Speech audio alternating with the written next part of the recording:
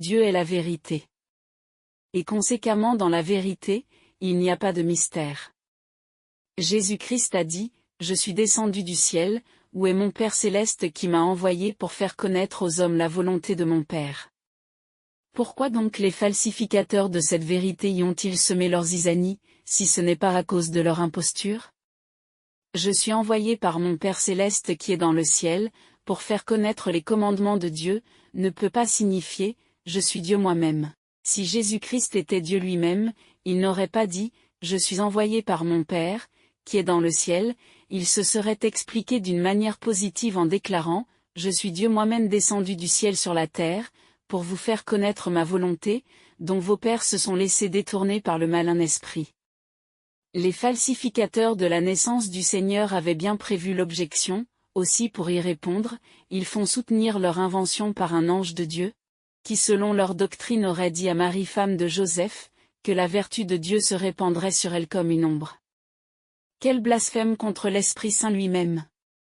Si Jésus-Christ était le Tout-Puissant, aurait-il eu le soin de se cacher devant les hommes ses créatures, dans l'une de ses créatures? Pour se faire naître ici-bas, lui qui aurait créé l'univers qui tremble en face de Dieu? Non. Le Seigneur Jésus-Christ qui connaît parfaitement Dieu, qui l'a envoyé sur la terre, n'a jamais dit qu'il était Dieu.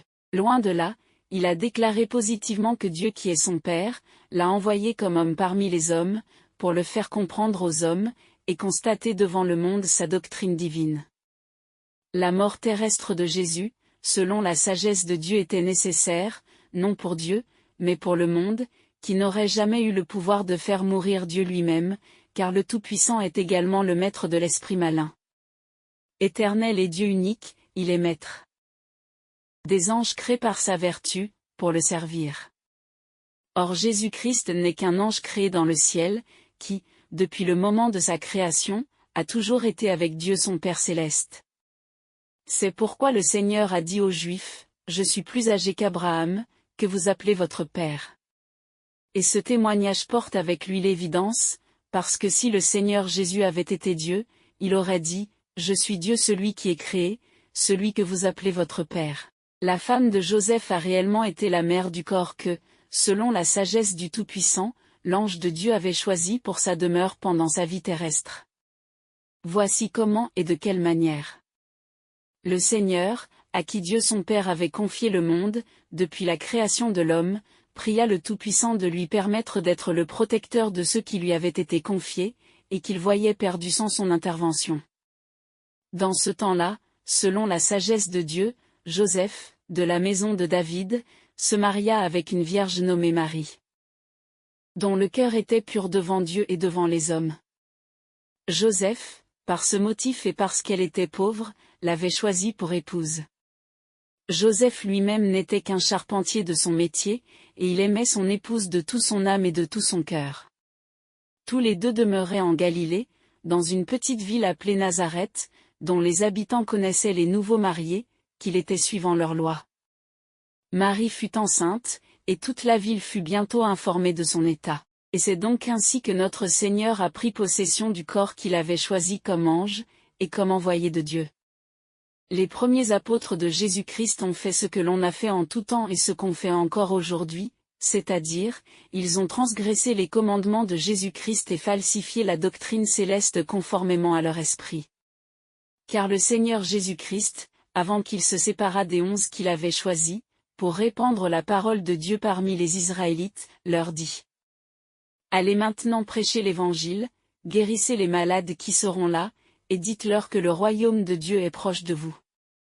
Mais, à peine le Seigneur Jésus-Christ les avait quittés, qu'ils s'emparèrent sous prétexte de la foi, des biens de ceux qui se présentaient de sorte que tous ceux qui croyaient ne possédaient rien, seuls les biens de la communauté. Et comme on peut le lire dans les Actes des Apôtres, ils vendaient leurs fonds et leurs biens, et on en faisait part à tous, selon les besoins de chacun. Où le Seigneur Jésus-Christ a-t-il enseigné de pareilles choses? Ou l'Éternel depuis l'existence du monde, a-t-il prescrit des actes aussi pervers?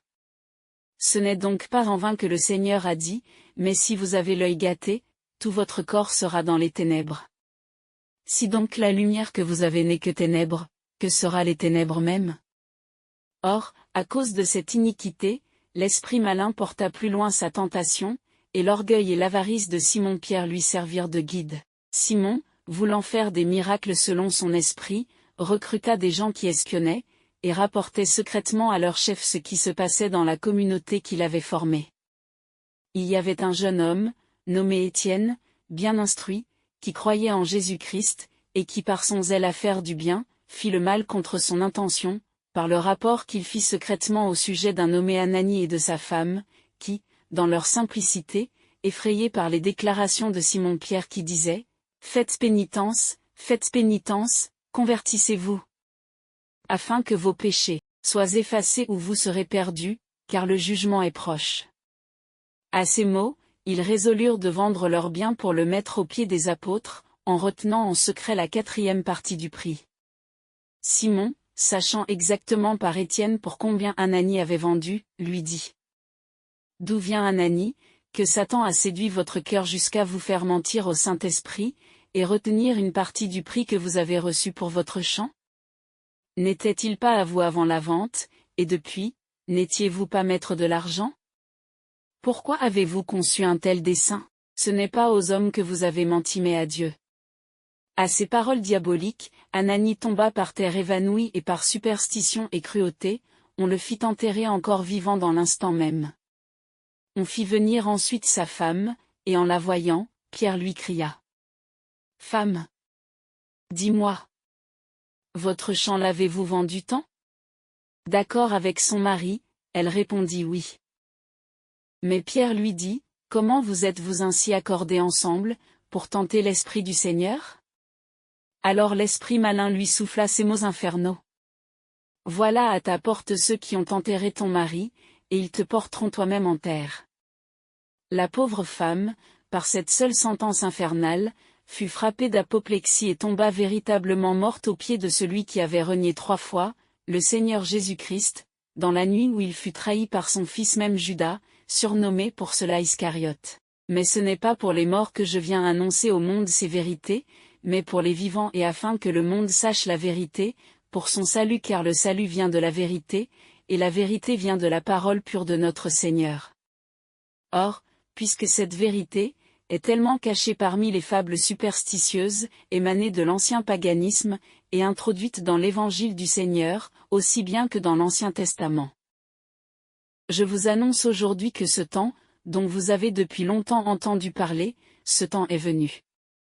Et par la sagesse du Tout-Puissant, l'Esprit Saint, qui est le Père de notre Seigneur Jésus-Christ, je parlerai encore une fois la vérité en toutes ses vérités, et je démasquerai l'hypocrisie et l'imposture. Je chasserai les esprits immondes par la vérité céleste, et j'ouvrirai les yeux des aveugles, je ferai que les boiteux marchent, et je rendrai le glaive aux mains des méchants, afin que les galeux soient purifiés par l'épée. Je ferai sortir les prisonniers de prison, et j'y enfermerai ceux qui sont libres. Ce n'est pas moi qui fera tout cela, mais le Tout-Puissant en moi, car l'Éternel dit : Je m'approche de vous pour vous juger, et je me hâte d'être témoin contre les enchanteurs, contre les adultères, contre ceux qui jurent faussement et contre ceux qui retiennent le salaire du juste, de la veuve et de l'orphelin, qui font tort à l'étranger et qui ne craignent pas.